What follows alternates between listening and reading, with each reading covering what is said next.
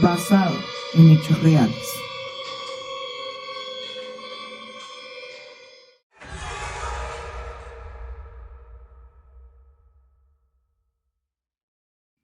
Entre luces frías, monitores que parpadean y pasillos que nunca duermen.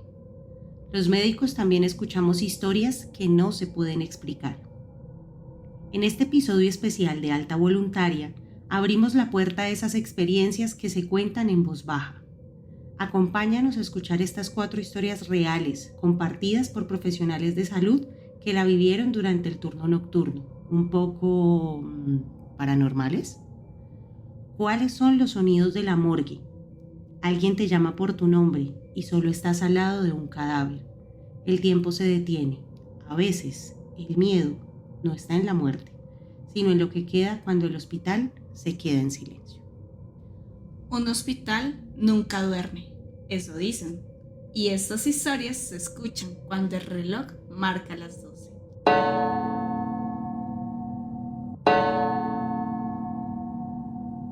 Alta Voluntaria presenta Turno de Medianoche, disponible en Spotify y YouTube. ¿Lo podrías escuchar de noche?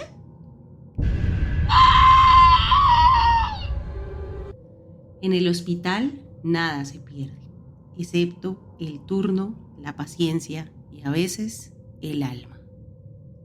No olvidemos que también se pierde la hoja de consentimiento informado o la de entrega de turno. Pero esta noche parece que alguien perdió algo más. En el sótano, en el lugar donde terminan los archivos viejos, las camillas rotas y algunos practicantes que se atreven a bajar sin compañía. Un auxiliar de enfermería bajó a buscar una caja con guantes. Tal vez lo que pasaba en ese sótano no fue parte de su inducción.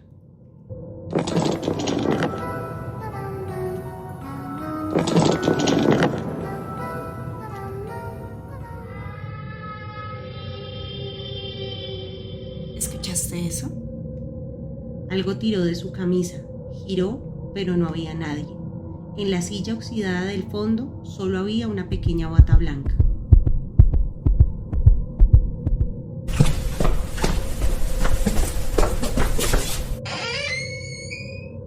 Giró nuevamente para volver a su servicio. El ascensor se abrió.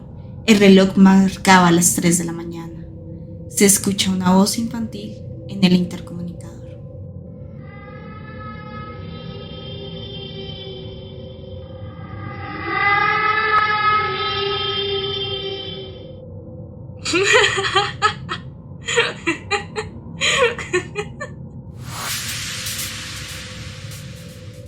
Sigamos con nuestras historias para ayudar a esta niña a encontrar a su mamá. Como estudiante de medicina, Milena trabajaba por las noches para ayudarse a pagar sus estudios de pregrado. Pudo haber buscado un trabajo en una cafetería o en una biblioteca, pero sus horarios académicos eran tan complejos que su sitio de trabajo era un laboratorio de patología, el subsuelo del hospital. Allí, entre frascos de formol y mesas de acero, el silencio era tan denso que parecía tener vida propia.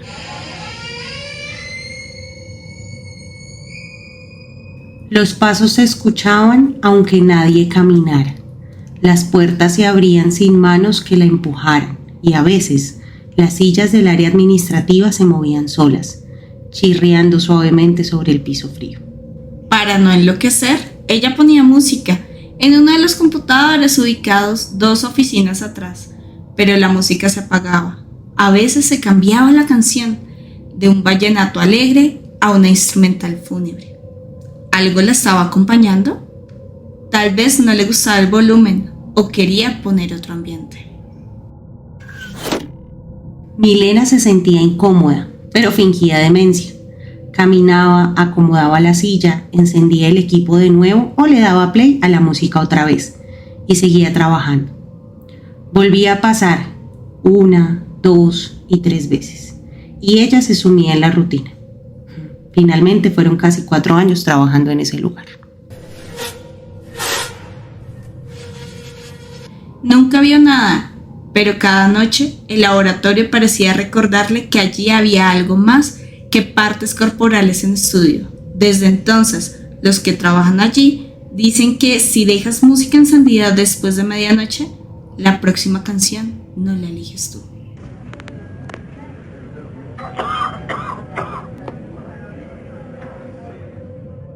¿Qué pasa cuando no es de noche y ves claramente la luz del día?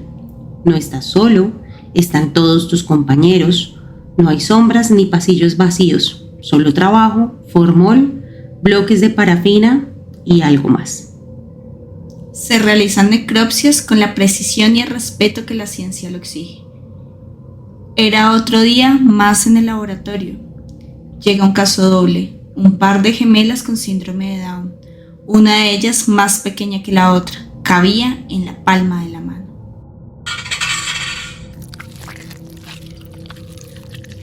El procedimiento fue meticuloso. Después de terminar, los cuerpos de las niñas fueron vestidos y acomodados con cuidado en sus pequeños ataúdes blancos. Era un acto casi ritual, el cierre del ciclo, la última caricia de la ciencia. Justo al cerrar el cajón de la bebé más pequeña, una esfera luminosa cruzó desde el laboratorio contiguo. Hubo un reflejo, el movimiento como si alguien pasara detrás de la ventana. Milena volteó a mirar, pero no había nadie, solo esa luz que salía, desde el mesón hasta la puerta, hasta desaparecer suavemente por el pasillo. No era un reflejo ni una falla eléctrica. Creyó que podía ser una sobredosis de café. Pero no, solo fue esa sensación de que alguien se despedía. A veces en la tarde, cuando el sol atraviesa por la ventana del laboratorio, se puede ver que la sombra diminuta se mueve entre las mesas metálicas. Algunos aseguran escuchar una risa muy suave, tenue y breve. Quizás la ciencia no lo explique, pero en los hospitales hasta la luz tiene alma.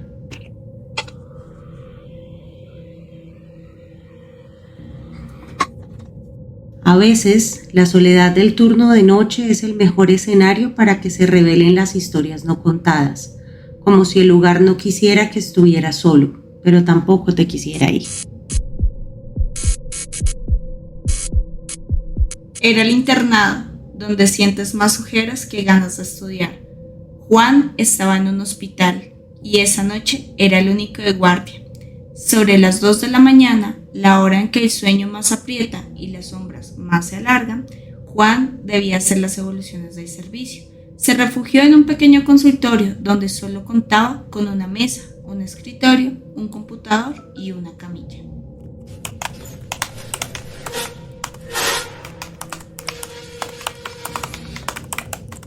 Donde solo contaba con una mesa, un escritorio, un computador y una camilla. Buscando la concentración absoluta, cerró las ventanas, cerró la puerta. El aire acondicionado estaba apagado y desconectado, y el ambiente era denso, inmóvil. Su fonendoscopio colgaba del atril de la camilla, junto a una bolsa olvidada de líquidos intravenosos lista para desechar. Sin aviso, sin un portazo en el pasillo, sin que se sintiera una brisa por debajo de la puerta. Una ráfaga de viento, imposible en esa habitación sellada, cruzó el consultorio. No era un empujón, era un latigazo. El aire golpeó el atril de la camilla, derribando el fonendoscopio, que cayó con un ruido seco al piso de baldosa.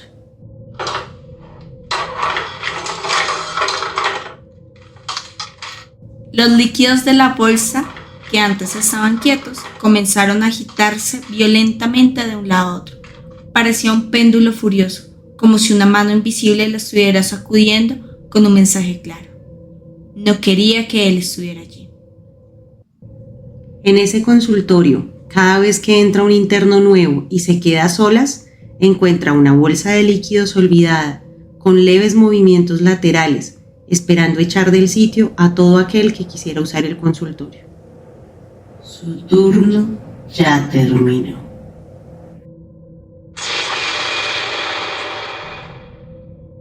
Los hospitales son cámaras de eco de las emociones humanas.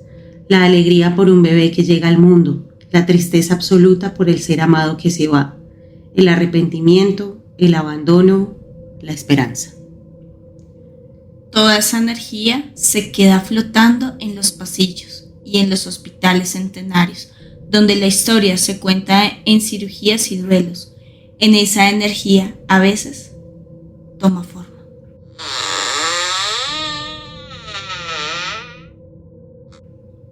Mercedes, médica de urgencias, había pasado la tarde en el triage, ese torbellino de decisiones rápidas y un mar infinito de pacientes. Cuando por fin pudo respirar, el reloj marcaba la 1 de la mañana. El hambre era un peso. Su única opción era ir a la cafetería que quedaba bastante apartado de su lugar de trabajo. Pasó por el pasillo principal. Este era largo, frío y silencioso. Al lado y lado, el hospital había colocado imágenes religiosas, santos y vírgenes, buscando dar consuelo a los creyentes dentro del dolor de la pérdida. Pero esa noche Mercedes encontró todo menos consuelo. Las luces eran intermitentes, el ambiente se sentía húmedo, presagiando un gran aguacero. Ella apresuró el paso. El corazón le latía tan fuerte que lo sentía en su garganta.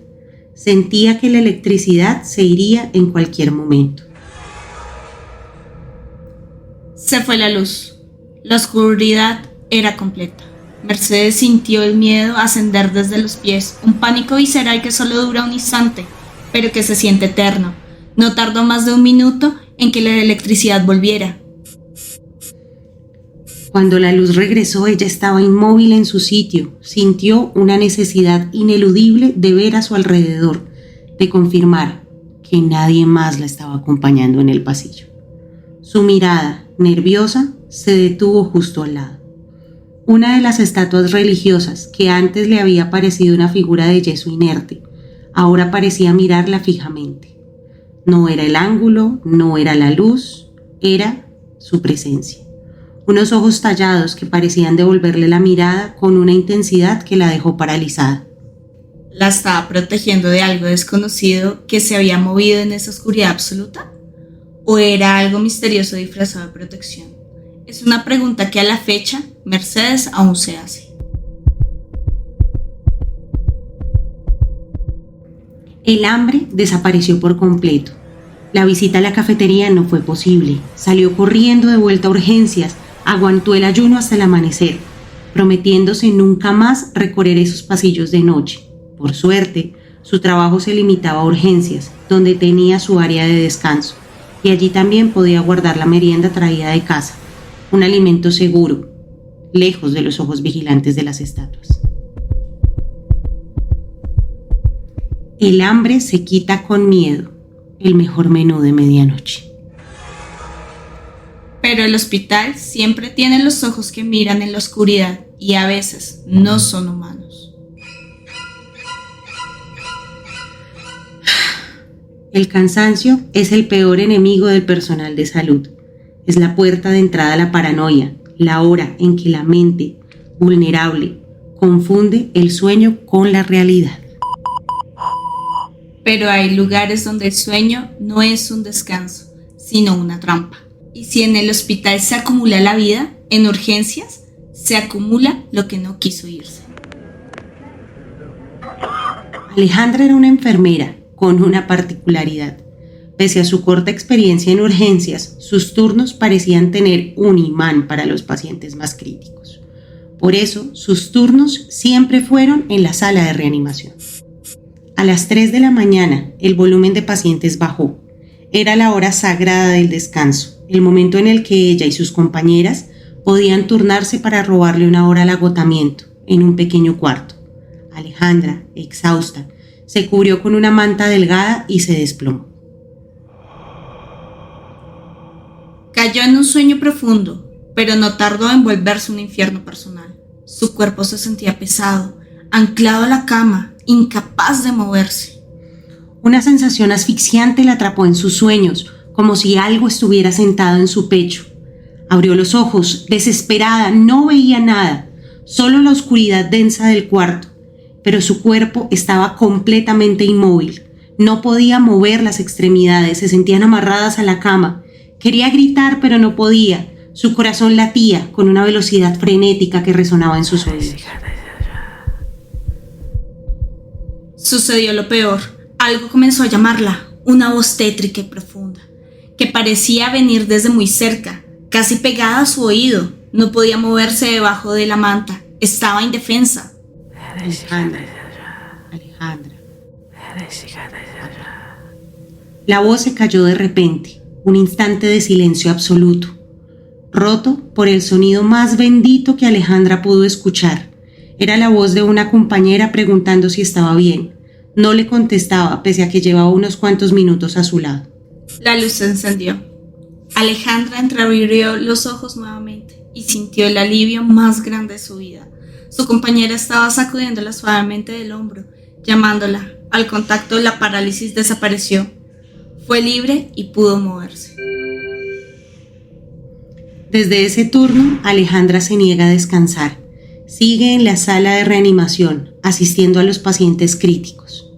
Pero cada vez que uno de ellos fallece, se toma un momento para otorgar una oración para su descanso eterno. Como si supiera, mejor que nadie, que hay algo que ronda esos pasillos en busca de un alma para sentarse.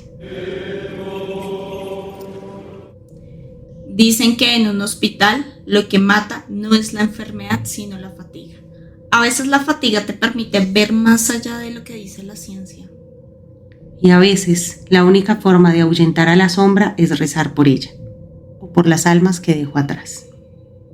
Y ya saben, si no lo decimos acá, Se nos queda atorado entre el esternón y la vergüenza.